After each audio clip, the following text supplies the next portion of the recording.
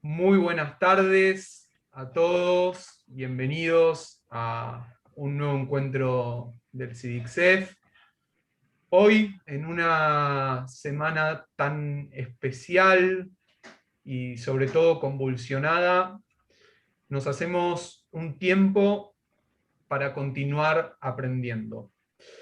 Tal como me comentó el doctor Mario Cohen, unas horas antes, charlando con él, me decía que el pueblo judío nunca dejó de estudiar, ni siquiera en sus momentos más sensibles. Es por ello que hoy continuaremos con nuestros encuentros presentando al doctor Mario Javier Sabán con un tema tan interesante que hemos titulado como Abraham Abulafia, su vida, su obra y su contribución a la Cábala. Abulafia, ¿en contra o a favor de Maimónides? Como en cada encuentro, antes de comenzar, queremos agradecerles a las entidades que nos vienen acompañando junto con su auspicio durante estos encuentros, y ellas son la comunidad israelita sefaradí de Chile, el Centro de Estudios Sefardíes de Caracas, la comunidad israelita sefaradí del Uruguay, la Sociedad de Beneficencia Israelita Sefaradí del Perú, la comunidad hebrea sefaradí de Bogotá, FESELA, Federación de Entidades Sefardíes de Latinoamérica, FESERA, Federación de Entidades Sefardíes de la República Argentina, y a la comunidad Betel, aquí de Argentina. Recuerden, como siempre les pedimos, de contarnos desde qué lugar en el mapa nos están viendo en el día de hoy. Y ahora sí, quiero darle la bienvenida a Leo Abadi, miembro de la comisión directiva del CIDICSEF, para que nos brinde unas palabras previo al encuentro del día de hoy. Querido Leo, adelante, por favor. Gracias, Ilan. Buenas tardes a todos. Les queremos dar la bienvenida desde el CIDICSEF. Son momentos difíciles para Israel y para todo el pueblo judío. Es bueno saber y desear dejarme expresado nuestro deseo de que ambos pueblos se encuentren en el camino de la paz. El pueblo judío ha dado muestras bastante evidentes de esta vocación por la paz. Basta citar del Tratado de Oslo, la oferta del Tratado de Oslo, la propuesta de paz que hizo Ehud Barak en el año 2000, el plan de desconexión que hizo Sharon en el año 2005. Fueron todos planes que en definitiva eran propuestas sumamente plausibles para que el pueblo palestino tuviera su Estado, y somos de la idea de que si la vocación de alguno de los pueblos es más proclive a fundar su propio Estado que el de destruir el Estado de Israel, la paz sería posible. Nosotros estamos acá para seguir estudiando y para honrar de alguna manera esta vocación del pueblo judío. Hoy vamos a contar con la visita y el honor de que nos dé una conferencia Mario Sabán, el doctor Mario Sabán, que es amigo de la casa. El doctor Mario Sabán, voy a leer un poco su currículum, su profuso currículum. Es doctor en Filosofía por la Universidad Complutense de Madrid, licenciado en Derecho por la Universidad de Buenos Aires, doctor en Antropología por la Universidad Rovira y Vigili de Tarragona, doctor en Psicología por la Universidad Ramon Llull de Barcelona, doctor en Historia por la Universidad de Lleida, doctor en Teología por la Universidad de Murcia, doctor en Matemática Aplicada por la Universidad de Alicante. Y como dije recién, con tantos títulos que él se ha ganado, él nos ha dispensado, nos ha regalado un título que para el CIDICSEF es, un segundito, no apaguese, es sumamente especial, perdónenme que me olvidé de apagar el celular, discúlpenme, sumamente especial para nosotros, que es el título de amigo. Y por eso, más allá de que esta pandemia nos ha dado la oportunidad al CIDICSEF de poder difundir la cultura sefardí, no solamente a lo largo de todo el mundo y extender a gran cantidad de personas, nosotros en relación a Mario extrañamos la presencialidad, el cariño que siempre nos ha dado, la mesa de café que compartimos cada vez que viene a Buenos Aires. Cuando Mario, Borges decía que tenía un antepasado judío que siempre se le escapaba, algo así decía Borges, y para nosotros era algo sumamente honroso, y era también una expresión extraordinaria, porque en realidad no eran muchos los que querían reconocer digamos, o explorar o sospechar acerca de su condición judía. Generalmente era algo que se quería ocultar. Hoy en día somos testigos de que gran parte de eso, yo al menos particularmente soy testigo de gran parte de eso se ha modificado, de mucha gente que vive con mucho honor la posibilidad de, siendo tal vez de un origen distinto al nuestro, explorar acerca de su origen judío y la posibilidad de descender de algún judío sefardí converso. Esto tiene que ver con un proceso que se dio a partir de descubrir la historia y de reconciliarse con la historia. En el descubrimiento de la historia estuvo el doctor Mario Sabán, también el doctor Mario Cohen, investigando y escribiendo, y a partir de ahí podemos citar la profusa obra de Mario Sabán, Judíos Conversos de 1990, cuando Mario Sabán iba a presentar su libro, a veces en algunos canales de televisión, muchos se sorprendían de la posibilidad de tener un origen judío, mucha gente a veces renombrada, y el hecho de que muchos próceres también pudieran descender de judíos. Bueno, esa fue la obra de Mario Sabán, Judíos Conversos, Los Obreros, Nuestros Hermanos Mayores, también del año 91, Los Marranos y la Economía en el Río de la Plata en el año 1992. Cito algunos libros. El Sábado Hebreo en el Cristianismo, La Matriz Intelectual del Judaísmo y la Génesis de Europa, La Merkabá, El Misterio del Nombre de Dios. Voy a citar los últimos tres de una lista bastante profusa que, si me permite Mario, por una cuestión de tiempo, voy a citar los últimos tres. ¿Por qué los digo? La estrategia de Satán, el mal desde la Kabbalah hebrea, Talmid Mekubal, aprendiz de Kabbalah, y Jesús y la Kabbalah. ¿Por qué cito estos tres? Porque el primero fue escrito en enero del 2021, es el antepenúltimo de los libros de Mario Sabán, Talmid Mekubal en abril, y el último en mayo del 2021. Es decir, 3 libros en 5 meses ha escrito Mario. Hoy nos va a hablar de Abraham Abulafia, su vida, su obra y su contribución a la Kabbalah. Abulafia en contra o a favor de Maimónides.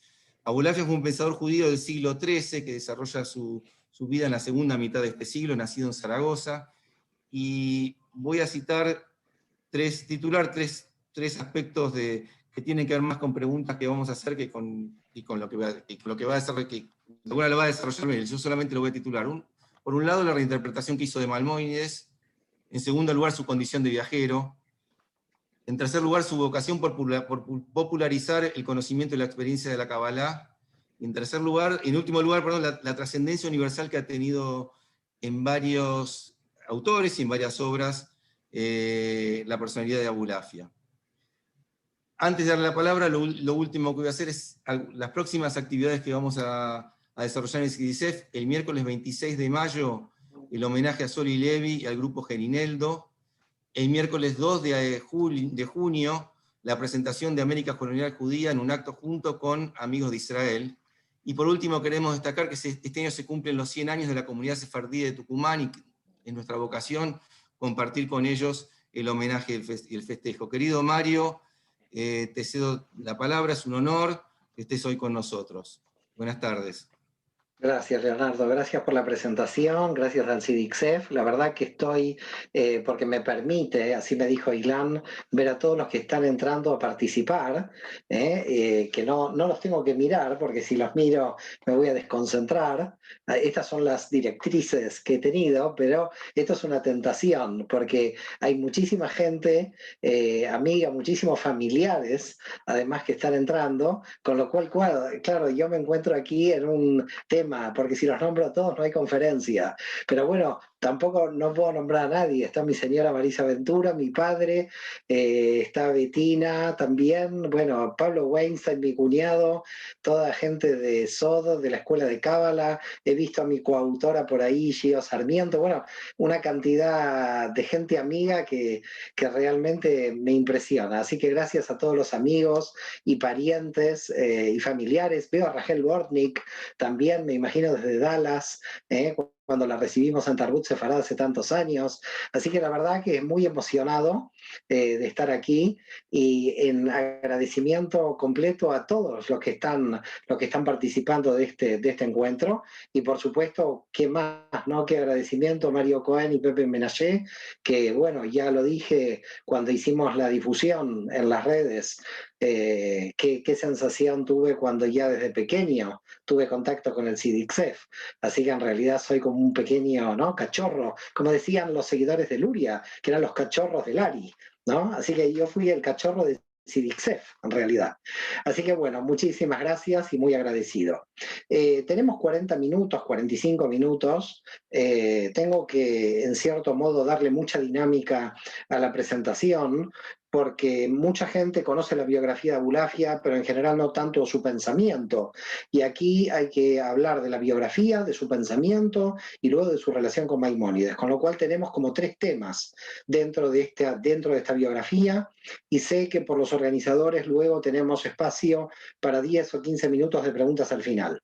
Así que, dado el poco tiempo que tenemos, la idea mía es hacer un esbozo muy rápido de la biografía de Abulafia, que reitero, mucha gente la conoce, y quiero ir directamente a la cuestión del contenido, del pensamiento, ¿no? Para terminar finalmente de analizar esa relación que tuvo el pensamiento abulafiano en relación a Maimónides, como dice el título, ¿no?, en contra o a favor. Una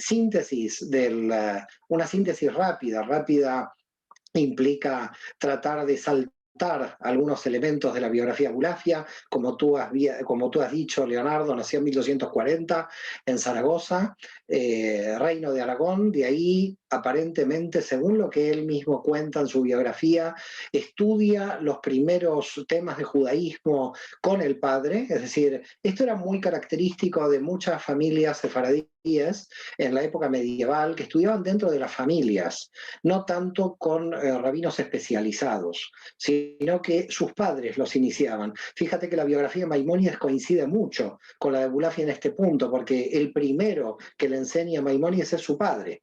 Es decir, que aquí hay un elemento muy interesante, que había un gran respeto como maestro dentro de las familias, y esto es un tema a destacar, porque de muchos de todos ellos, aunque llamemos Rabí Abraham Abulafia y lo denominemos Rabí, nunca se supo de estos personajes quién realmente les dio la titulación, la ordenación rabínica. Porque, según lo que dicen grandes investigadores como Moshe Idel, uno de los elementos claves que tiene el mundo sefaradí, a diferencia del ashkenazí, es de ser muy autosuficientes en el estudio, muy autodidactas. El sefaradí es muy autodidacta. En cambio, en el mundo ashkenazí tú tienes grandes líneas de pensadores, de tzadikim, que se van de alguna manera maestro-discípulo, ¿no? Entonces Maimónides puede ser un autodidacta, también Abulafia, en cierto modo. Entonces, nos situamos en 1240. Esto es algo que se conoce, pero lo que no se conoce es con qué año coincidió en el calendario hebreo. En el calendario hebreo coincide con el año 5000, y por lo tanto el propio Abulafia creía que, como comenzaba su nacimiento un nuevo milenio, él se sentía para una vocación especial. En algunos textos, inclusive, no solamente él se autodenomina profeta, sino que hay algunos textos que nos dan la idea de que podía tener algún tipo de autoconciencia mesiánica. Esto era muy habitual en personalidades que radicalizaban sus estudios de la Cábala. Pero lo importante es que él mismo dice que a los 18 años su padre muere. Él estudia en Tudela de Navarra, es decir, que se traslada de Zaragoza de pequeño aparentemente a Tudela, donde en Tudela hay una judería muy importante en la Edad Media, con una Talmud Torah muy importante. Ahí comienza a indagar, y en 1260, con 20 años, lee el Moreno Bujim, la guía de los perplejos de Maimónides. Y él mismo dice en su biografía que queda fascinado por la filosofía, queda fascinado con Maimónides, pero que de alguna forma también entiende de que tiene que superar a Maimónides, y que comienza a indagar, lo respeta, entiende lo que Maimónides hace, y llega a la conclusión de que Maimónides es un cabalista oculto. Es un tema muy interesante, este tema de Maimónides como cabalista oculto, porque poca gente lo trata, y el único que lo trató fue un investigador judío alemán, Leo Strauss, donde él hizo un libro, él escribió un libro sobre Maimónides, y donde él puede indagar dentro de la Guía de los Perplejos algunos elementos de Kabbalah en el propio Moreh Nebuchim, en la Guía de los Perplejos. De hecho, en el libro tercero, los primeros capítulos del libro tercero de Guía de los Perplejos, habla del misterio de la Merkabah, del Masé Merkabah. Y se llega a una conclusión, Abulafia llega a una conclusión muy interesante, ya de joven, entre los 20 y 30 años, entre 1260 y 1270, donde él dice, Maimónides ocultó que él era un cabalista porque ya con lo que él había escrito había dado lugar a mucha controversia. Es decir, realmente con todo lo que ya había escrito Maimónides se habían desatado en las comunidades judías muchas controversias y por ese motivo se sintió como de alguna manera autolimitado, si se quiere. Y Abulafia dijo, yo no me voy a limitar a escribir textos, dijo Abulafia, que hasta mi época no fueron escritos. Esto implica que Abulafia va a escribir, y de hecho lo hace, una serie de materiales que gracias a Dios algunos se salvan, otros desaparecen, y en esos materiales nosotros recibimos una disciplina dentro de la Kabbalah totalmente diferente a la Kabbalah que se encontraba hasta ese momento. Y voy a tratar de explicar de qué se trata la Cábala que propone Abulafia. Los investigadores dividen la Cábala en dos grandes ramas a partir de Abulafia, la Cábala teosófica y la Cábala extática, o la Cábala profética. La Cábala teosófica tenía que ver con el propio nacimiento de la Cábala, con la cosmovisión de cómo nació el universo, la cosmogonía. Y por lo tanto todos los Mekubalim, todos los cabalistas, desde la Provence, del sur de Francia, bajando hasta Girona, todos, el Sefer Bajir, el Sefer Yetzirah, todos estos cabalistas siempre fueron muy cosmogónicos, tratando de explicar cómo nació el universo. Pero Abulafia va a ser el primero que baja este tema y de alguna manera lo aterriza en lo que nosotros en la Kabbalah llamamos el universo de Yetzirah. Es decir, lleva la Cábala a un aspecto psicológico, a un aspecto profético donde le da al individuo, donde le da al sujeto la posibilidad de que tenga profecía, de que existe un conocimiento intuitivo, que puede existir la Debekut, que puede existir la unidad con Dios, y por lo tanto lo que Abulafia está proponiendo es algo que realmente termina de ser muy revolucionario a la hora del propio judaísmo, que de alguna forma cierra el canon con el Tanaj. Es decir, las tres religiones monoteístas, nuestras tres monoteístas, se dividen por la aceptación de un canon. Nosotros sabemos que se cierra la Biblia hebrea y se cierra la profecía de alguna manera. Los cabalistas están en contra de esta posición de la ortodoxia, porque dicen, se cierra el canon, pero el espíritu profético continúa. Y cuidado, porque no solamente el espíritu profético continúa, porque la ortodoxia va a decir el espíritu profético se va a dar solamente en la tierra de Israel, cosa bastante contradictoria, porque tenemos un profeta como Ezequiel que tiene sus profecías en Babilonia y no en Tierra Santa, con lo cual ya hay una contradicción de la ortodoxia en proponer que la profecía no se pueda realizar en la diáspora, sino solamente en la tierra de Israel. Y Abulafia dice, puede continuar la profecía. Por lo tanto, hace un gran viaje que lo lleva 5 o 6 años de viaje, termina en Aco, en San Juan de Acre, justamente se encuentra bajando en Aco cuando los cruzados están luchando para defender Aco del final del asedio de los musulmanes que están por terminar por conquistar San Juan de Acre en 1291, está poco tiempo ahí, él cree buscar a las tribus perdidas de Israel, se vuelve, digamos, hacia Grecia, dice en su propia biografía que en Grecia él contrae matrimonio, conoce a su mujer, de su mujer no tenemos información, pero por lo que es muy conocido es básicamente por dos cuestiones. La primera cuestión es por su enseñanza de la Kabbalah en Barcelona. En Barcelona está 2 veces en su vida, entre 1268 y 1271, antes de salir hacia Aco, es decir, está aproximadamente entre 2 y 3 años, y luego en 1280 regresa ya cuando hace su famoso intento de conversión al judaísmo del Papa Nicolás III. Aquí también hay mucho tema, porque aunque dentro de la historia quedó marcado, conceptualizado de que Abulafia intentó convertir al Papa al judaísmo, no sabemos realmente si su objetivo era la conversión del Papa al judaísmo, sino era debatir sobre temas de la Torá. no necesariamente con un intento de una conversión. Pero lo cierto es, y esto está, digamos, en la crónica, de que inmediatamente estaba por llegar, lo iban a detener, de alguna forma también se decía que lo iban a quemar vivo, y el Papa muere. Muere a consecuencia, dice la tradición de la Cábala, de técnicas meditativas que Abulafia utiliza contra sus enemigos, pero vuelve a Barcelona en 1280, está unos años en Barcelona y aquí lo va a atacar en Barcelona Shlomo Ben Adret, es decir, el rabino de Barcelona, que el rabino de Barcelona quiere defender la ortodoxia, y el rabino de Barcelona es un tema curioso, Ben Adret, porque ataca a Maimónides y ataca a Abulafia. Es decir, ataca a Maimónides porque entiende de que él dijo claramente, la guía de los perplejos, cuando uno la lee deja más perpleja a la gente.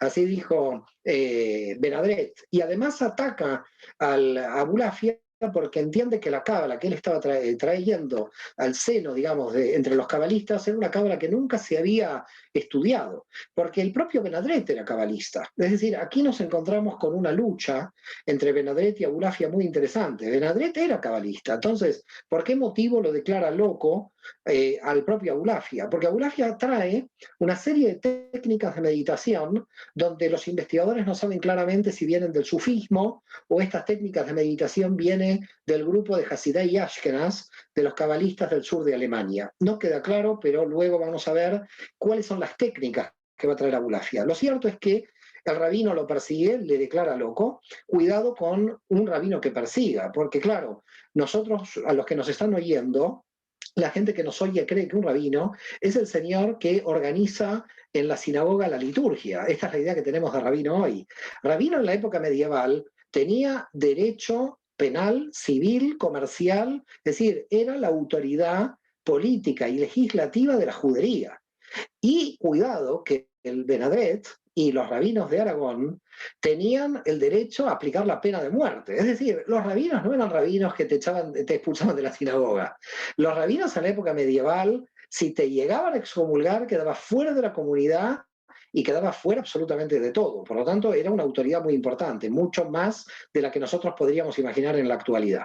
Y por lo tanto, escapa Abulafia de Barcelona, se va a Sicilia, está en Sicilia recorriendo Sicilia, pero recordemos también algo importante, que Sicilia en aquella época era también parte del Reino de Aragón, con lo cual, ¿qué hace Ben Adret? Envía cartas a los rabinos de Sicilia para que excomulguen y para que lo persigan al pobre Abulafia, que seguía siendo perseguido por todas las comunidades. ¿Cómo termina la historia? En 1288, ya con 48 años, estamos hablando de un hombre que con 48 años en aquella época ya era un anciano, se refugia en la isla de Comino, al norte de la isla de Malta, y ahí desaparece en 1292. Es decir, no sabemos ya nada de él, probablemente murió, pero no sabemos dónde está enterrado. Hay una antigua leyenda entre la gente de Malta, que cuando hay una gran neblina en la isla de Malta va a aparecer el alma de Abraham Abulafia y nuevamente va a aparecer Abulafia allí. Con lo cual, esta es la historia de Abulafia y es una historia que si nosotros no hubiéramos tenido los libros y lo que Abulafia nos dejó, probablemente hubiera pasado como una persona menor dentro de la Kabbalah o de la historia judía. Pero terminó siendo un grande de la Kabbalah. ¿Y por qué terminó siendo un grande de la Kabbalah? Porque con el tiempo, y estamos ya hablando casi probablemente 300 años después, va a ser rescatada las técnicas de Abulafia por uno de los grandes maestros de la Kabbalah de Safed, que es Moisés Cordovero. Y Moisés Cordovero va a tomar las técnicas de meditación de Abulafia y las va a instaurar como las mejores técnicas que van a tener los cabalistas para la conexión con la divinidad. Es decir, aquí Abulafia queda como reconocido oficialmente dentro de la Kabbalah en el siglo XVI por el Ramak, como lo llamamos, Rabbi Moshe Cordovero. Y Cordovero lo inserta de manera copia, podríamos decir, algunos textos que estaban solamente en manuscritos, porque recordemos también algo muy importante. Los textos en hebreo de Abulafia, que los pueden ver aquí en mi biblioteca, que son estos textos en azul, estos libros que pueden ver en azul, se publicaron del 2000 al 2010 en hebreo. Hasta el año 2000, todas las informaciones de Abulafia están en manuscrito. Es decir, que solamente conocían a Abulafia aquellos que copiaban un manuscrito y lo pasaban a un alumno o a un discípulo. Podemos decir en líneas generales que Abulafia fue un desconocido hasta las investigaciones de Moshe Idel en la década del 80, es decir, estamos hablando de hace 30 o 40 años, y hasta la aparición de los libros de Aryeh Kaplan. Así que poca gente, a no ser los cabalistas ocultos, conocían estas informaciones. Pero en el Pardes Rimonim, que sí el Pardes Rimonim sí fue publicado, en el Pardes Rimonim, como digo, Cordovero sí pone muchas de las técnicas de meditación. ¿Y qué es lo que he realizado para Ensidik Sef? He traído mi Pardes Rimonim, que lo tengo aquí, para que les muestre, claro, porque explicar esto es imposible en una conferencia, pero vamos a intentar explicar alguna cosa. He traído algunas de las meditaciones del Pardes Rimonim de Abraham Abulafia para que las puedan ver aquí. Esto, por supuesto, hay que explicarlo mucho porque no es tan fácil lo que están viendo, pero para que puedan ver las técnicas de meditación de Abulafia, que sobre todo utiliza el método circular del cual vamos a hablar.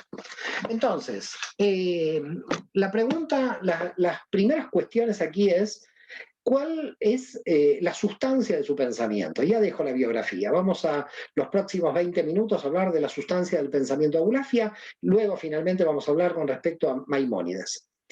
La sustancia del pensamiento de Abulafia es: existen velos detrás de la materia, donde detrás de la materia todo es energía. Esto lo saben todos los que estudian Kabbalah. Detrás de la materia todo es energía. Detrás de la energía hay información.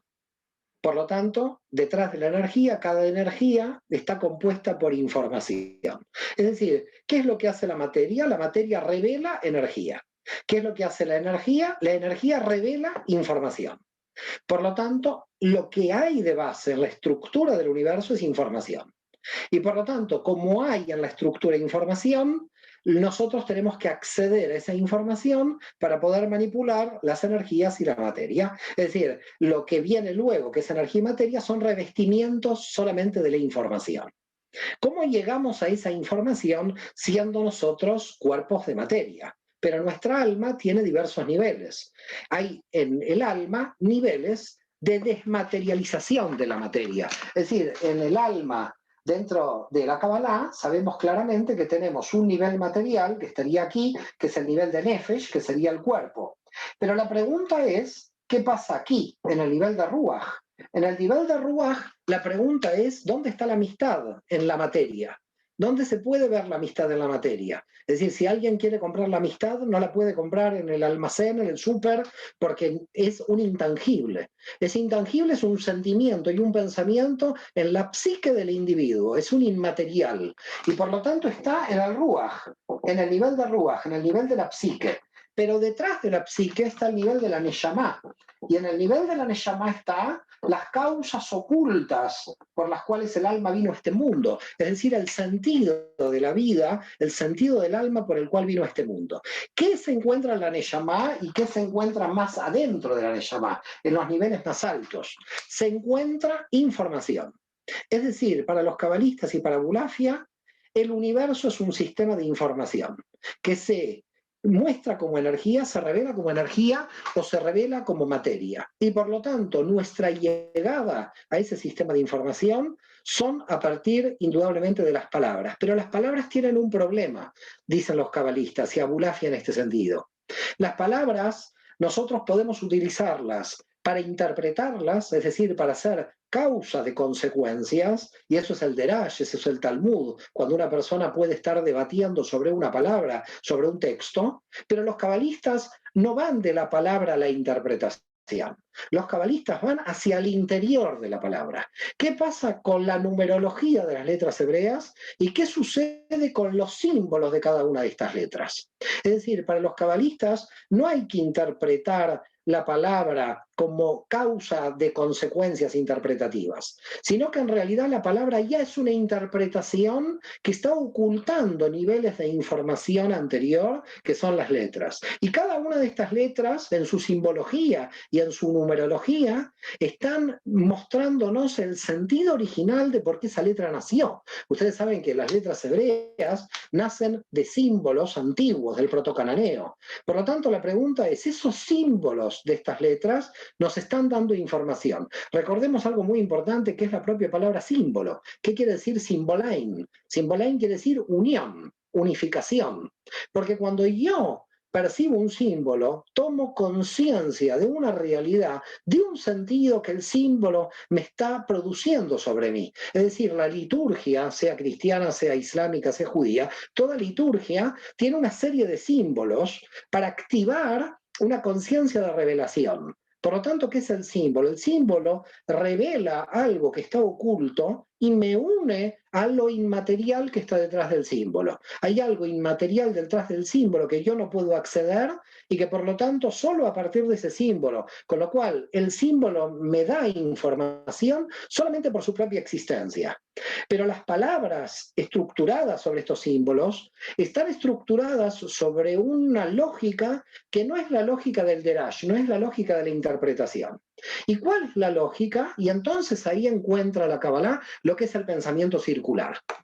Y vamos a hacer un análisis para que ustedes puedan ver rápidamente lo que es un pensamiento circular. En el pensamiento lógico, yo puedo hacer este símbolo y voy a decir, esto no es igual a esto, esta flecha es opuesta. Esto sería la lógica de nuestro pensamiento, ¿ok?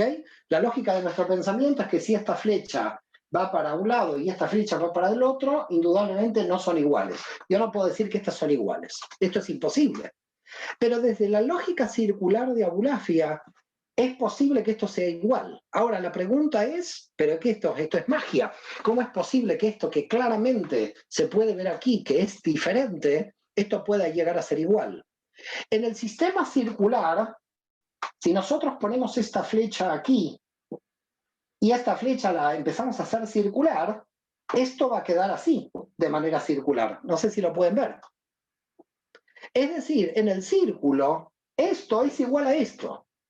En el círculo, esto que en la lógica es contrario a esto, en realidad es lo mismo.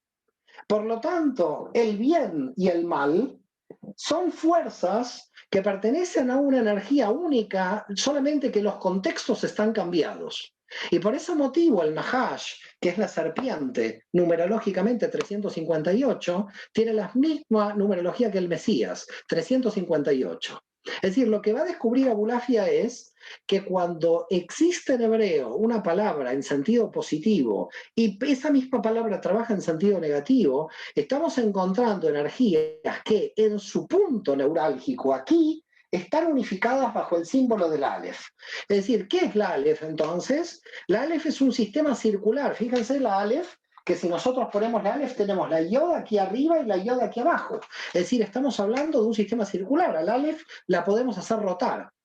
Al encontrar la circularidad del hebreo, y la circularidad se encontró de que todo nuestro sistema de pensamiento debería ser circular. Es decir, que el bien y el mal están operando en el mismo círculo de acuerdo a la perspectiva de ese círculo. Por lo tanto, si yo voy esta energía situándola en un sitio que no le corresponde, termina siendo mala. Pero no es una energía mala, pero tampoco es una energía buena. Con lo cual, ¿qué descubren los cabalistas, y Abulafia en particular? De que existe en la simbología del hebreo una, podríamos llamar una traducción de elementos físicos, de la física, de la energía, de cómo se compone el universo. Y por lo tanto, a donde nosotros nos acercamos es a entender desde el hebreo la circularidad del hebreo. Y entonces se toma, por ejemplo, la palabra, vamos a poner una palabra, vamos a hacer pequeñas palabras, porque si no, si estamos con Abulafia, yo recuerdo que hace unos años impartí un seminario de 8 horas de Abulafia, con lo cual la gente termina, porque cuidado cuando empezamos a rotar, voy a rotar poco, para que la gente no termine enloquecida con esta conferencia. Si no, además la señora Graciela Teba me puede llegar a... Entonces, fíjense esta situación, ¿no? La palabra Ein. La palabra Ein en hebreo es 1 más 10 Yod más 50, que es la Nun. La palabra Ein quiere decir nada, Ein Sof, no hay final. En esta posición existe la palabra Ein. La Aleph es el punto de circularidad, con lo cual no rotaría. La Aleph queda como punto en el círculo. Ahora vamos aquí, la Aleph no la dejamos rotar, pero sí rotamos entonces la Yod y la Nun, que son las más materiales del sistema, porque la Aleph es el punto de circularidad del sistema. Y aquí tenemos la palabra Ani, que la palabra Ani en hebreo es yo. ¿Qué quiere decir? Que yo soy nada. Nosotros no somos yo, nosotros somos yo porque estamos viéndonos aquí en el círculo. Pero si nosotros empezaríamos a rotar dentro del círculo, nos encontraríamos que seríamos nada. Y la nada, cuando vuelve a rotar, se encuentra otra vez en Ani. Aquí nos encontramos con muchísima cantidad de palabras que en hebreo van circulando y van teniendo el mismo efecto, lo cual llegamos a la conclusión que en cierto modo lo que descubre Abulafia es un secreto dentro de la gramática hebrea. Por eso la Kabbalah se puede denominar una filosofía de la gramática hebrea, porque en realidad está trabajando numerológicamente con energías que están derivadas de esas letras. Vamos a otra palabra para dar otro ejemplo. La palabra Aleph Taf. Esta palabra Aleph Taf, en general, si le ponemos el signo de más, es la palabra Ot. El signo más siempre en Cábala es la Baf, que es la Y. Esto es Ot. ¿Qué quiere decir Ot? Otiot. Esto quiere decir letra. Es decir, que letra es una palabra muy curiosa, la palabra letra, porque la palabra letra es del Aleph a la Taf, de la primera letra a la última letra es la palabra letra, con lo cual ya hay una cosa muy rara en la propia palabra letra. Ahora rotemos la palabra letra, demos vuelta aquí. Aquí la Aleph no juega como circular porque está dentro de la sustancia. Y entonces aparece la palabra to o la palabra ta, que es célula. Entonces la célula tiene dentro información como la letra. Y cuando nosotros aprendemos algo, es decir, insertamos la letra dentro nuestro, estamos cambiando a nivel celular. Lo que descubre Abulafia es lo que los cabalistas franceses de principios del siglo XXI descubrieron, lo que se llama biohermenéutica. Biohermenéutica implica que a medida que tú vas estudiando y van entrando nuevas ideas, esas ideas van cambiando la naturaleza genética de la persona, va cambiando el sistema, va creando dopamina, va creando elementos químicos dentro. Es decir, no es que solamente el elemento químico crea la felicidad, sino que la felicidad es la que produce los elementos químicos. Lo que está diciendo Abulafia en el siglo XIII es que mientras nosotros tengamos una comprensión mayor del sistema de información, estamos llegando a niveles del alma que no se han revelado en los niveles inferiores. Es decir, los niveles superiores del alma pueden detectar cuestiones o energías que en el potencial nosotros no sabemos que tenemos. Por lo tanto, nuestra alma, desde el punto de vista de la Kabbalah y de Abulafia, es mucho más potente de lo que nosotros podemos llegar a comprender. Y la potencia no la podemos desarrollar por nuestras propias limitaciones mentales, al no poder comprender la circularidad del sistema y al quedarnos en un sistema de bien o mal, en un sistema dual. Y fíjense que el sistema dual, es decir, lo contrario del símbolo, que es con lo que trabaja Abulafia, el símbolo con las letras hebreas, es el diabolos. El diabolos es la división. Es decir, cuando se habla de alguien que está en una posición de diablo, es que está rompiendo el símbolo. Está rompiendo la conexión con la conciencia de la matrix divina. Por lo tanto, si yo tengo una conciencia con la matrix divina, utilizo el símbolo para captar una energía desde la matrix. Pero cuando se acaba el símbolo, cuando se termina, cuando se rompe el símbolo, cuando entramos en un conflicto entre dos o entre más, entramos en lo diabólico, en el diabolos, en el que está dividiendo. Y una cuestión también interesante por los cuales Abulafia trabaja el tema simbólico es que si el símbolo une, nosotros tenemos que la conexión de unión es Dat. Dat es la conciencia de unidad.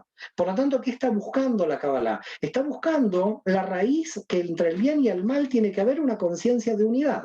Y por lo tanto, si encontramos esa conciencia de unidad, si supiéramos conducirnos dentro de esa circularidad, podríamos permanentemente rectificar hacia el bien cuestiones que no deben ser anuladas. Por eso dice el Talmud y toda la tradición judía, el Yetzer Hará no hay que anularlo. Esto mucha gente no lo entiende. ¿Cómo la tendencia al mal no hay que anularla?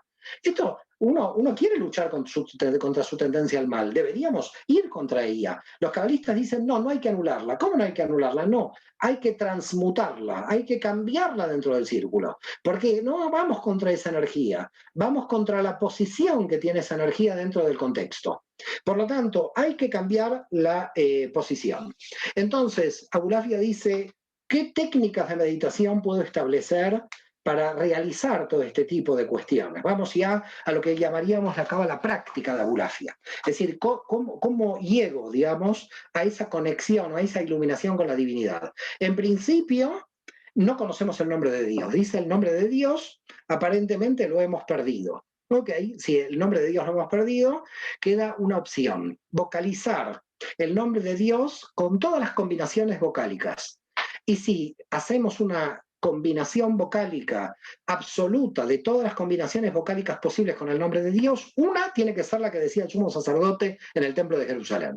Con lo cual, en algún momento vamos a nombrar a Dios en su esencia, tal como lo nombraba el sumo sacerdote. Por lo tanto, él tomó todo lo que ya dentro de la Cábala y del Yetzirá y de libros anteriores se sabía que eran las vibraciones energéticas de las vocales hebreas.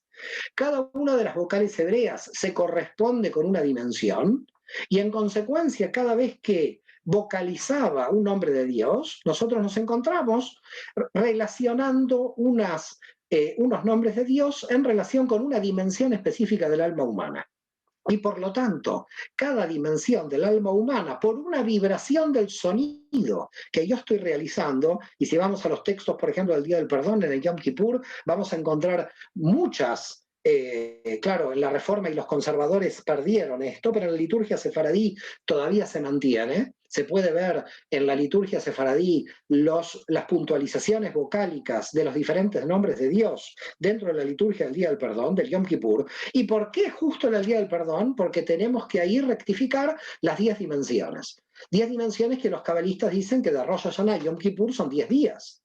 Por lo tanto, tenemos que rectificar en esos 10 días, del día del Año Nuevo al día del perdón, cada una de esas dimensiones. ¿Cómo las rectificamos? Tenemos que mover la vibración energética según la vocalización que podemos hacer de cada sefirá.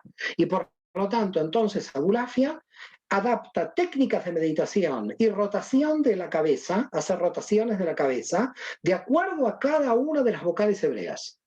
Con lo cual, hace movimientos corporales de vibración de las vocales hebreas, y cada una de estas vocales va nombrando a una de las palabras del nombre de Dios, y esto se llama las técnicas de meditación con el nombre de Dios de Abulafia, que por supuesto, como dijimos antes, también por supuesto Cordovero y los cabalistas que le siguieron lo hicieron. Pero hay un tema que probablemente, si alguno pertenece aquí a la comunidad hebrea, se quedará un poco sorprendido o irá al rabino y se va a quejar, pero lo tengo que decir porque es una técnica de Abulafia y no me la puedo.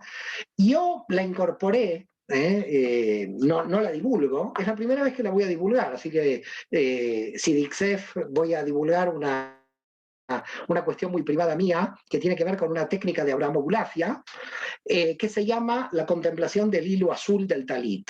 Claro, la gente judía en general va a decir ¿qué hilo azul del talit? El talit tiene solamente flecos blancos. El talit tiene flecos blancos porque los rabinos decidieron sacar un fleco azul que era muy importante. ¿Ok? Y la justificación por la cual sacaron el fleco azul, he traído el talit para que puedan ver mi fleco azul, aquí lo tienen, uno de los flecos azules del talit, ¿ok? Que este fleco azul implica la contemplación del Dios de la Merkabá. Dado que la Merkabá que se le presenta a Moshe en el monte Sinaí es azul de zafiro, ¿ok? Los rabinos a lo largo de la historia anularon este fleco azul diciendo de que este fleco azul no podía estar porque el molusco, el gilatzón, de donde viene este fleco azul había desaparecido y por lo tanto no sabemos exactamente cómo se tenía que hacer. Pero en el Talmud dice que el talit tiene que estar con el fleco azul. Solamente la interpretación rabínica posterior lo anuló. ¿Cuál es la importancia, digamos, del fleco azul más allá del problema entre los rabinos y la Kabbalah? Que cuando tomamos el fleco azul y estamos contemplando a la Merkabá, tenemos la posibilidad de nosotros ascender al nivel de la Merkabá. ¿Y qué quiere decir ascender al nivel de la Merkabá? Quiere decir que en un estado muy profundo de meditación podemos contemplar la Merkabá. ¿Y qué quiere decir contemplar la Merkabá? Contemplar la Merkabá quiere decir tener un nivel de información equivalente al nivel de la profecía y por lo tanto poder estar a la misma altura que cualquier profeta. Inclusive los sabios de la Kabbalah, y esto posteriores a Abulafia, van a decir que existen profetas en Israel, y lo dijeron así muchos, por ejemplo, frente a Isaac Luria, que sobrepasaron el nivel de la profecía de Moisés. Y aquí voy a entrar en ese debate que es Abulafia-Maimónides. Porque lo que va a realizar Maimónides es estos 13 principios de la fe, que lamentablemente la gente judía los confunde como principios de la fe del judaísmo. Los 13 principios de la fe de Maimónides no son 13 principios de la fe del judaísmo, son 13 principios de Maimónides. Porque en el judaísmo a lo largo de la historia, cada rabino tuvo la idea de, cada uno de ellos creó un sistema de principios. Para Hasdai Crescas, los principios de la fe judía eran 6, no eran 13. Para Yosef Albo los principios de la fe eran 3, no 6 ni 13. Quiere decir que cuando nosotros el día de Shabbat en la liturgia repetimos los 13 principios, por favor, lo que hay que explicarle a la gente que son 13 principios de Maimónides, no son del judaísmo. Pero la gente judía los entiende como del judaísmo, porque se los ha puesto ahí. Fíjense todos los problemas que causan estos 13 principios. Uno de los principios es que una persona judía como principio tiene la espera del Mesías. Quiere decir que una persona judía nace de vientre judío, pero es judía por vientre judío, aunque no crea que venga el Mesías. Con lo cual, los 13 principios de Maimónides, ¿por qué se han creado? ¿Por qué los creó Maimónides? Porque en la apologética medieval en Sefarad, como la dogmática la dominaba el cristianismo, es decir, la Iglesia Católica tenía dogmas de la fe, cuando había debates con el cristianismo, los rabinos no sabían cuáles eran los dogmas de la fe judía. Por lo tanto, Maimónides ayuda al mundo judío a la defensa frente a las otras religiones, sobre todo a la Iglesia Católica, y crea estos 13 principios de la fe para que todos los rabinos estén de acuerdo en cómo realizar un debate con la Iglesia Católica. Por eso nosotros tenemos estos 13 principios de la fe, porque Maimónides lo que quiso crear son principios teológicos para la defensa de la identidad judía, pero no para la propia identidad judía. Y fíjense lo que sucedió cuando fue la disputa de Tortosa en 1413-1414. En 1413 la Iglesia llamó a más de 23 rabinos a ese debate porque querían discutir los principios de la fe. Y como todos los rabinos tenían principios de la fe judías diferentes, la Iglesia terminó el debate diciendo hemos derrotado el judaísmo, porque se peleaban entre los rabinos cuáles eran los principios de la fe. Y al pelearse entre ellos, la Iglesia podía demostrar de que el judaísmo estaba en el error, porque ni los propios rabinos se ponían de acuerdo en defender los principios de la fe. En definitiva, la libertad de interpretación rabínica condujo, podríamos decir, a una derrota teológica en 1414. Por lo tanto, ¿qué tenemos aquí? Tenemos que Abulafia se sentía heredero directo de las enseñanzas de Maimónides porque entendía que Maimónides había sido, punto uno, un cabalista oculto. Segundo, que la guía de los perplejos de Maimónides era un análisis profundo del secreto del Masé Bereishit, que no toca el Masé Merkabá, porque aunque habla del Masé Merkabá, Maimónides no lo profundiza, y por lo tanto él dice, yo llegué a la Kabbalah por Maimónides. A lo largo de toda la historia, y el propio Sacuto y otros rabinos anticabalistas de Italia van a decir que esto fue un error, que es la locura de Abulafia, hasta que, como dijimos al principio de nuestro encuentro, Leo Strauss va a reivindicar la posibilidad de que en realidad Maimónides haya ocultado su posibilidad de ser realmente un cabalista. Por lo tanto, ¿tiene un enfrentamiento Abulafia con Maimónides? A mi modo de ver, no tiene un enfrentamiento, porque Maimónides, al ocuparse del Masé Bereishit, no se ocupó de Masé Merkabá, que Abulafia sí se ocupó de Masé Merkabá como contemplación subjetiva para elevar los niveles del alma hacia la divinidad. Es decir, podríamos decir que estuvieron en áreas diferentes. Mientras Maimónides operaba en la teosofía clásica, en la cosmogonía, Abulafia opera podríamos decir, en un sector de la Kabbalah totalmente nuevo, que él prácticamente inaugura, que es el alma, lo subjetivo. Hay que recordar que en la historia europea lo subjetivo va a aparecer el centro del sujeto con el Renacimiento. En la Edad Media era totalmente teocéntrica, no antropocéntrica. Abulafia va a ser un antropocéntrico en la Edad Media. Le va a dar una importancia al alma subjetiva al punto que, como llegó a decir él, el Mesías es tu alma, el Mesías está en tu interior, desactivando un Mesías exterior que te venga a salvar. Por lo tanto, lo que nosotros tenemos en Abulafia es una novedad, una originalidad en el campo de la mística, una mística que podríamos llamarla, hasta yo me arriesgaría a llamarla racional, porque Abulafia no abandona la racionalidad, solo que entiende que hay una metarracionalidad derivada del análisis circular de la realidad. Y este análisis circular lleva a la profecía.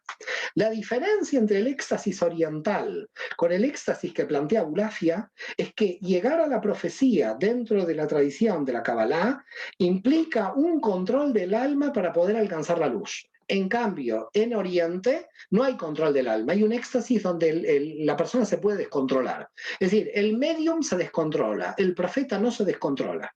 El profeta está realizando un trabajo consciente de conexión con la divinidad. No pierde nunca la conciencia, al contrario, la expande.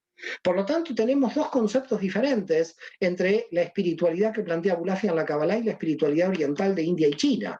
La espiritualidad de Abulafia tiene que ver con una expansión del nivel de conciencia, hay aumento del nivel de conciencia, no hay pérdida de la conciencia.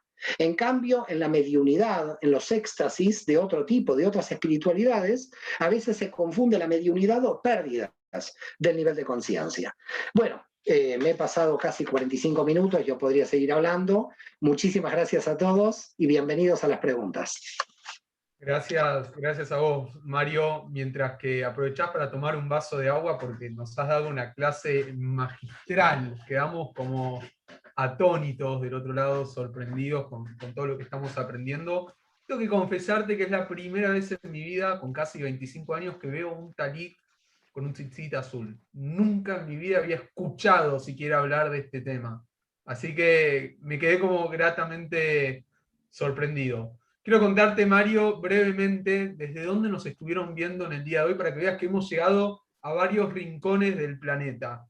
Nos han estado viendo desde Chile, desde Fort Lauderdale, también en Estados Unidos, desde Tarragona, desde Madrid, Laponia, desde San Sebastián, desde Montevideo, en Uruguay, North Carolina, en Estados Unidos, Cochabamba, Bogotá, México, Texas, Venezuela, República Dominicana, Paraguay, me están escribiendo ahora acá por el chat, no se me enojen si no los leo a todos, Sevilla, Perú, California, Tucumán, desde aquí en la Ciudad Autónoma de Buenos Aires, en la provincia de Buenos Aires, desde Salta, así que Barcelona, Atlanta, realmente hemos tocado muchos puntos y estamos muy felices de que así sea. Antes de pasar a la pregunta, hago una mini aclaración porque muchos me estuvieron preguntando por el chat. Esta charla queda grabada, esta charla va a estar subida al Facebook del CIDICSEF y también va a estar en YouTube buscando CIDICSEF. Van a poder encontrar en el día de mañana la charla o la pueden solicitar también por mail. Mario, me hicieron una pregunta que me resultó bastante interesante, que me preguntan ¿qué unión tiene la Cábala con el psicoanálisis? ¿Hay alguna unión? Bueno, en verdad hay muchas uniones. Yo te diría que lo que sucede con la Kabbalah a lo largo de la historia es que los que podemos decir que realmente trabajaron un estudio pre-psicoanálisis, porque llamemos siempre que psicoanálisis o psicología es siempre siglo XIX, ¿no? XVIII-XIX, pero realmente es el movimiento hasídico, el hasidismo. Luego, el que comenzó ya a hablar del alma, es decir, en realidad, Abulafia, que fue minoría, claramente, que quedó muy solo en la Edad Media, a medida que se fue desarrollando la Kabbalah, fue teniendo cada vez más fuerza al punto de que llegamos con Cordovero, con Luria, en el siglo XVI, a ya tener un estudio de las Sefirot prácticamente a nivel psicológico. Es decir, porque cada alma tiene esta sefirot y como fractal la mente humana, y por lo tanto lo que podríamos decir es que ya a partir de Cordovero y a partir de, no tanto de Luria, porque Luria era más cosmogónico, pero Cordovero ya podríamos decir que hay claramente un análisis psicológico. Y ni hablemos del hasidismo, porque el hasidismo sí ya va por todas a la cuestión psicológica, a la cuestión del tikkun, ¿no? De la teshuvá y del tikkun. Pero esto podríamos decir que Abulafia es como un precursor de todo esto, de este movimiento. Es decir, es muy querido por esto, porque abre Él mismo dice que estudió con otro cabalista anterior. Yo tengo su libro, todavía no lo he estudiado, que es un exégesis del Sefer Yetzirah de Yehudá de Barcelona. Esta obra es del siglo XI, ¿ok? Y es una interpretación de la cual estudió Abulafia. Así que en realidad, Ilan, tengo la obra raíz de donde estudió Abulafia Cábala, pero todavía no he tenido tiempo de estudiarla. Pero esta es la obra raíz, es decir, Yehudá de Barceloni, Yehudá Barzilai de Barceloni, Barzilai, para la gente del CIDICSEF, lo digo, del siglo XI, de Barcelona. Esta obra es la que podríamos decir es la inspiración por la cual estudió Abulafia. ¿Ok? Entonces, una relación total con la psicología. De hecho, un libro mío, el de Editorial Kairos, es un análisis de cada una de las escuelas de psicología en relación con la Kabbalah. Porque lo que la Kabbalah tiene es que prácticamente te diría que abarca todas las escuelas al analizar cada sefirá. Porque desde cada sefirá tenés, mira, constelaciones familiares, psicodrama, Netzach, la palabra hablada en el lenguaje, Od, tenés prácticamente todas. Entonces es un estudio holístico, pero es una holística organizada. Es un poco lo que Ken Wilber va a intentar hacer con la psicología transpersonal, pero que lo tiene que hacer prácticamente solo como sistema, y la Cábala lo tenemos como sistema desde el siglo XIII. Tenemos una gran ventaja, en cierto modo, porque tenemos 7 siglos ya donde tenemos pensadores que analizan en términos que yo te diría un poco más profundos que la psicología clásica, porque la Kabbalah descentralizó. El problema de la psicología es que te podés quedar 20 años hablando de ti con un psicólogo, de ti mismo, y llega un momento que estás muy aburrido uno de uno mismo. Entonces ya no quiere ir más un psicólogo, porque ¿de qué vas a hablar? Si ya sabes lo que fue tu papá, tu mamá, ¿de qué vas a hablar en un psicólogo? Llega un momento que hay un momento de quiebre en la psicología, que no hay una respuesta sobre el sentido del alma. Y el sentido del alma lo da la Kabbalah cuando en realidad pasás a ser parte de un sistema cósmico, cosmogónico, dejas de lo psicológico. Por ese motivo podríamos decir que Jung, y hay buenos trabajos en la relación de psicología junguiana y Kabbalah, del teórico de New York, que es Dobner. Después, si quieren, lo podemos pasar. Es decir, hay una personalidad, un investigador muy potente en Estados Unidos que ya hace más de 20 años ha analizado la simbología junguiana con respecto a la simbología que trabaja la Kabbalah. Vos sabés, Mario, que una de las cosas que hacemos desde el CIDICSEF, buscamos la transmisión de una cultura milenaria y tratar de mantenerla más viva que nunca. Y siempre me interesa cuando la gente pregunta por los libros. Y en este caso, una de las preguntas que me llegó dice si hay algún libro o material para poner en práctica las meditaciones de Abulafia. ¿Tenés alguna recomendación para hacer? Es un problema porque yo podría recomendar libros, lo que pasa que la gente por el libro mismo no lo puede, es muy difícil realizar la práctica meditativa. Nosotros en la Escuela de Cábala desde Barcelona, pero que está en la web, hemos convocado al que es hoy el cabalista que conoce con mayor profundidad la aplicación de la meditación de Abulafia, que es Eduardo Madirolas. Eduardo Madirolas, que vive en el Escorial, y que nosotros le hemos tenido con un curso que está grabado dentro de la escuela, va a ser un segundo curso más avanzado. Él es una de las pocas personas en el mundo que conoce cómo se realizan las meditaciones. Por ese motivo es un problema. Yo te podría recomendar libros, pero la persona va a ver un libro y va a ver letras hebreas con vocales que quizás no sabe ni cómo pronunciarlas o cómo cantilarlas. Entonces, creo que lo importante sería tener el libro, pero tener un maestro que te pueda enseñar la meditación. Entonces, yo creo que podría uno eventualmente comprar el libro de Meditación y Cábala, a ver dónde lo tengo, no lo tengo a mano ahora, pero el libro de Meditación y Cábala de Aryeh Kaplan es una obra que yo creo que ahí hay grandes meditaciones importantes, están las de Abulafia allí, y además tendrían que para mí tomar contacto con Eduardo Madirolas y realizar un curso con él, porque es muy difícil solamente con un libro tener idea, tienes que estar guiado en una meditación, porque en la Kabbalah las meditaciones son muy estructuradas. Hay meditaciones de muy alto nivel que no se enseñan, es decir, por ejemplo, hay una meditación del capítulo 4 de Sharei Kedushá, de las puertas de la santidad de Jaim Vital, que son meditaciones peligrosas. Entonces hay niveles de meditación que no se enseñan. Bien. Y por supuesto que iba a salir otra pregunta más preguntando qué libros se pueden conseguir en la actualidad, tanto en Argentina como en España, no importa si está en español o en inglés. ¿Tenés algún libro para decir? Mira, de bibliografía es de acuerdo a qué nivel en Cábala se encuentra la persona. Si la persona está comenzando recién, hay muy buenas obras. La primera obra que uno tiene que leer antes de empezar a hablar es, por supuesto, la historia de la Kabbalah de Gershom Scholem. Esa sería la número uno, la clave. A partir de ahí tiene que entrar con Moshe Idel, la obra de Cábala de Moshe Idel, de Editorial Ciruela, y las obras en poética y literatura de Cábala son de Mario Satz, hay muchas que Mario Satz tiene muy buenas. Yonet Salai, el cabalista joven de Uruguay que murió, tiene pequeños libros de Kabbalah que son también muy buenos. Yo creo que por estos libros uno puede entrar. En un segundo nivel estaría, por ejemplo, el libro Sod 22, que es de mi autoría, pero en un segundo nivel. Yo el de Sodom no sé si lo recomendaría en un primer momento, porque quizás habría que leerlo sin las notas de pie de página, para poder leerlo en una primera lectura. Entonces, en una primera lectura, yo creo que Mario Satz, Yonet Salai, estos serían los libros que yo recomendaría. Por eso, las recomendaciones en Cábala son como difíciles porque hay que saber en qué nivel se encuentra el alumno. Asumo, con esto último que dijiste, asumo que podés responder a la próxima pregunta, y si hay algo que siempre despierta la Kabbalah, el misticismo judío, son estas dudas que dicen, ¿por qué se le da el término de peligroso a la meditación?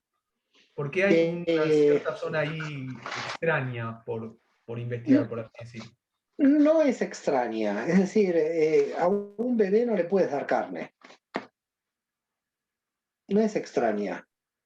Hay niveles. No puedes llevar a un niño de 6 años a la universidad, porque es que no va a entender. Es decir, ¿por qué motivo no puedes enviar a un niño de 6 años a la universidad? Lo puedes enviar, pero el tema es, ¿está preparado su vasija para recibir esto? Yo creo que hay que ser muy cautos en temas de Kabbalah. Hay que ser muy cuidadosos y muy prudentes. Y con la prudencia se va más rápido en Kabbalah. Cuando alguien se lanza a la luz directamente, fíjate que el filósofo Levinas va a decir, la Torah está diseñada no para buscar a Dios, sino para poder soportar la luz de Dios. La Torah no está diseñada para buscar a Dios. La Torah está diseñada para tener las gafas suficientes de poder resistir la luz de Dios. Y esto, a mi modo de ver, es lo que sucede en la Cábala, porque en la Cábala lo que puede pasar es que cuando llegas a un nivel de Cábala te das cuenta de que todo el mundo, como dice Nachman de Bratslav, es mentira. Que lo que nosotros vemos es energía donde hay pensamiento atrás. Y entonces no podrías tener familia, ni pareja, ni vivir, ni trabajar, si te das cuenta de que todo el mundo es mentira. Pero en un nivel, todo este mundo es falso. Porque en un nivel, lo que es verdadero es la energía y lo que es verdadero es el pensamiento detrás de la energía. Pero como no se puede vivir así, porque vivimos en la materia, es decir, vivimos con un cuerpo y tenemos que operar en la materia, el tema de alguien que llegue a esos niveles de pensamiento es que tiene que estar muy enraizado en los niveles de la materia. Es decir, una de las obligaciones que tenemos todos aquellos que estudiamos Cábala es nunca perder la conexión con la materia. Porque si perdemos la conexión con la materia, el problema de la espiritualidad es que puede ser una espiritualidad de fuga de la materia. Es decir, gente que sube a los universos superiores porque emocionalmente no puede con las limitaciones de la materia. Nosotros no subimos a la luz en la Kabbalah. En la Kabbalah subimos a la luz para bajar la luz a este mundo. Me dejas sin palabras. me quedo sorprendido porque estoy tomando nota de cada cosa de las que decís, Mario, porque para mí es un gusto. Voy a hacer un pequeño stop en este ida y vuelta para darle la palabra breve, como habíamos hablado, a José Menayé, a ver si puede prender el micrófono, y le estoy pidiendo si puede activarlo, que quería hacerte una consulta. José, si me estás escuchando. Sí. No, adelante, por favor. Estoy difónico, ¿se me escucha? Sí, se te escucha. Bueno, en primer lugar quiero saludar con todo cariño a Mario Sabán, y agradecer la honra que nos hizo a Mario Cohen y a mí con sus menciones previas. Yo le diría que fue excelente la disertación que tuvo hoy, porque casi no dejó, digamos, curiosidad o palabras, curiosidad mucha, pero palabras de preguntas, porque tuvo un panorama muy completo. Yo diría, para hacerlo con uno de los títulos de Abulafia, que hoy nos trajo Or Asegel, la luz de su intelecto. Y como él ha dicho, que fue un cachorro del CIDICSEF, les diría que, bueno, realmente también luego vino otro cachorro, que es otro Mario Cohen, o sea que tenemos dos Marios y que han llegado a un nivel importante con instituciones como el Tarbut en España, que has traído tú con el CIDICSEF aquí, y casi sin decirlo, pretender un barniz de cabalístico, decir que han llevado toda una energía superior para superar épocas previas donde todo era más difícil. Muchas gracias, porque el que honra nos honra. Mi pregunta es una sola, porque todo lo demás lo has explicitado en mi curiosidad. La carta de Shimon Ben Aderet, el rabino que se dice que una de las cartas destruyó por varios siglos la Kabbalah de Abulafia y también de los principios de Maimónides. ¿Existe ese texto? ¿Se puede conseguir? Sí, sí. Una de esas cartas. Bueno, primero, Pepe, gracias por tus palabras, un cariño estar contigo, verte aquí. Sí, hay mucho material porque lo que ha realizado el Ayuntamiento de Barcelona es trabajar mucho todo el material de Benadret que se está publicando. Claro, Barcelona quiere mostrar quién fue su gran rabino. Como toda ciudad en España, ustedes saben que el turismo viene cuando se muestra algún gran filósofo. La gente va a Córdoba por Maimónides. Entonces, Barcelona está trabajando mucho el tema de Benadret y de hecho Manuel Forcano, que es un especialista en idioma catalán de estos temas, del judaísmo en Cataluña, ha realizado una importante contribución a el Museo Judío de Barcelona, donde expone las obras de Benadret, porque Benadret, lo más importante que tiene Benadret son las 11.000 responsas, porque él tenía respuestas rabínicas prácticamente en toda Europa. El mapa de responsas, que está en el Museo Judío, por lo menos estaba antes de la pandemia, ahora no sé en qué situación se encontrará, que lo dirige Manuel Forcano, había responsas que él respondía a Barcelona con Benadret, terminó siendo como un poco la capital intelectual del judaísmo del siglo XIII en cuanto a la jurisprudencia. Así que 11.000 responsas que están siendo publicadas, con lo cual te diría que hay muchas de las cartas de él que se están publicando, no todo el material igualmente está publicado, pero Barcelona tiene un gran interés en que lo de Benadret se publique. Hay dos cabalistas importantes de Barcelona, Benadret es uno, ya dijimos, aunque persiguió a Abulafia, fue un gran cabalista, teósofo, pero también hay un cabalista anterior que lamentablemente mucha gente poco conoce, no estamos para esa conferencia ahora, daría lugar a otra conferencia, también rescatado por el Ayuntamiento de Barcelona en el Museo Judío. Curiosamente su traducción está del hebreo al catalán, no hay casi nada en castellano, creo que no hay nada en castellano, que es Abraham Bar Iyá. Les voy a contar una anécdota, porque me hiciste acordar, Pepe, de Abraham Bar Iyá, de este cabalista. Abraham Bar Iyá es un cabalista que se van a sorprender. Se escribe así, Abraham Bar Iyá, desde el 1020 al 1070 más o menos, siglo XI, quiere decir que es muy anterior a Abulafia, inclusive anterior a Barzilai, que era del 1100. Pero lo curioso es que este hombre ya conocía temas de Cábala en el siglo XI en Barcelona, cuando Rabbi Aryeh Kaplan va a decir que la información de Cábala venía de Provenza, y había Cábala aquí. Ahora este hombre hace un tratado de matemática que fue tan avanzado para su época, Abraham Bar Iyá, que fue el tratado donde estudió de matemática todo el alumnado de Europa hasta Copérnico en el siglo XVI. Es decir, la matemática en Europa nace por este sefaradí, Abraham Bar Iyá, que va a descubrir las ecuaciones de segundo grado. Así que va a ser el cabalista, matemático, astrólogo, tiene un libro de astrología, Y importantísimo, con lo cual ya había una tradición, digamos, dentro de la Kabbalah en Barcelona. Pero te digo, la información del documento que tú me dices, con muchos otros documentos más, el Ayuntamiento de Barcelona está trabajando para rescatarlos. Pero también tiene que rescatar a Varilla. Otra cosa importante, el libro de Varilla va a servir como inspiración a el comienzo de los estudios de Fibonacci en Italia. Fibonacci descubre Fibonacci a partir de las obras de Varilla.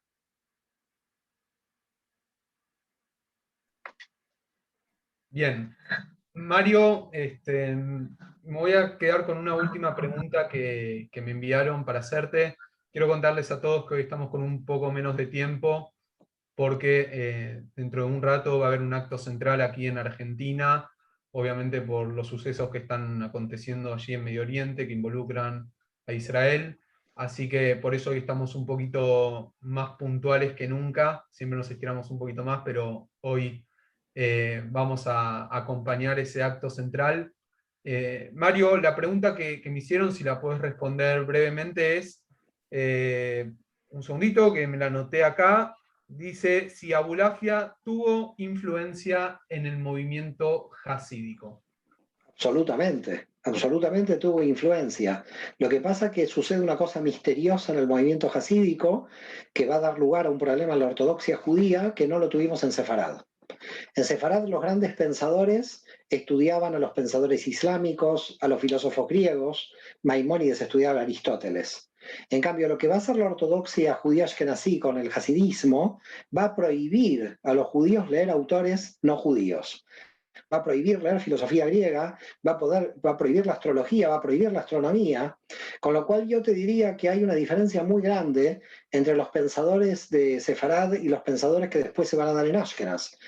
Se va a cerrar mucho el judaísmo con la ortodoxia en Ashkenaz solamente a las fuentes judías, cuando en realidad en Sefarad había abarcaban, al llamarlo de alguna manera, todas las ciencias. Y la Kabbalah se cierra dentro de la ortodoxia con el hasidismo a solamente la cuestión litúrgica o a la cuestión psicológica, si quieres, pero pierde esa amplitud que tenía con todas las disciplinas que tenía en Sefarad. Por ese motivo, lo que estamos tratando de hacer, todos los que estamos trabajando en las diversas áreas dentro de la escuela de la Kabbalah, es intentar mostrar que la Cábala tiene muchas disciplinas con las cuales está relacionada y que no está cerrada a una liturgia. La Cábala es una ciencia, no tiene que ver con lo religioso, tiene que ver con lo científico. Por ese motivo puede aparecer un Varilla. A partir del siglo XVIII, el hasidismo cerró la posibilidad de que nosotros comprendamos la Cábala de manera más universal. Pero, ya ves, a fines del siglo XX, con los movimientos de Lightman, con los movimientos de Berg y con los movimientos grandes de Cábala, nuevamente volvió a ser universal. Porque el alma es universal, el alma no pertenece a un grupo religioso en particular. Muchísimas gracias a todos y un placer muy grande estar nuevamente después de tantos años con el CIDICSEF. Gracias, de verdad, muchísimas gracias, Mario. Nos has dado una bocanada de aire que realmente no tenés idea lo importante que ha sido el encuentro de hoy, lo valorado que es el encuentro de hoy, más que nunca en estos tiempos. Quiero, antes de despedirme, avisarles a todos que nuestro próximo encuentro con el CIDICSEF va a ser el 24, con el homenaje internacional a Soli Levi y el grupo Gerineldo de Canadá. Así que los esperamos a todos para que nos sigan acompañando. Mario, seguramente te volveremos a ver Shalom a todos. en la pantalla. Agradecerte y mucho por tu tiempo. Gracias también a la comisión directiva del CIDICSEF que organiza estos maravillosos momentos hace tanto tiempo y tan necesarios e imprescindibles que se nos convirtieron. Así que solamente nos queda despedirnos con un cordial shalom, ¿sí? Y será hasta la próxima. Muchísimas gracias, a cuidarse y nos volvemos a ver dentro de muy poquito tiempo. Nos vemos. Shalom a todos. Gracias. Nos vemos.